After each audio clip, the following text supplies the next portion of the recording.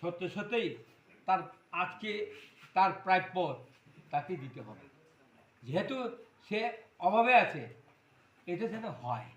এর জন্য আমি মেম্বার এবং চেয়ারম্যান ভাইস চেয়ারম্যানকে বারবার আমি রিকোয়েস্ট করি যে যার প্রাপ্য আছে সে যেসাই হোক, হ্যাঁ বিজেপি করুক, কংগ্রেস করুক এবং সিপিএম করুক, তার প্রশ্ন আসবে না, কিন্তু নিখুঁত তার অধিকার, এই অধিকারটা দিতে হবে।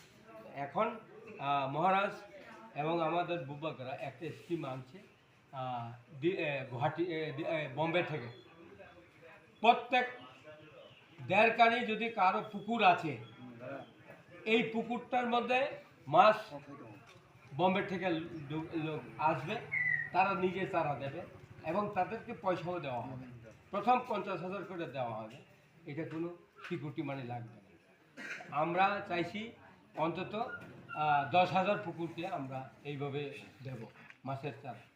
তারা চাচ্ছে ট্যাংরা, শিঙি মাছ বলে না, আর মাগুর মাছ, এবং এর মধ্যে এটা করবে আপনার কী বলে এটাকে পাবদা, এই কয়েকটা মাছ তারা ফলন করে দেবে।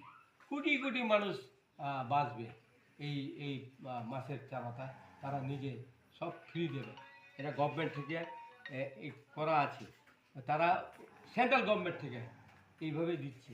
তা আমি ওনারা যখন আসছে ওনাদের সাথে আমি কথা বলেছিলাম, তো वो बोलो भाई हमारा जो हम पूरा डिस्ट्रीब्यूट करेगा, हम पैसा का ज़रूरत नहीं है, ये गवर्नमेंट ऑफ इंडिया ने शुरू किया, इसीलिए हम त्रिपुरा में चाहते हैं।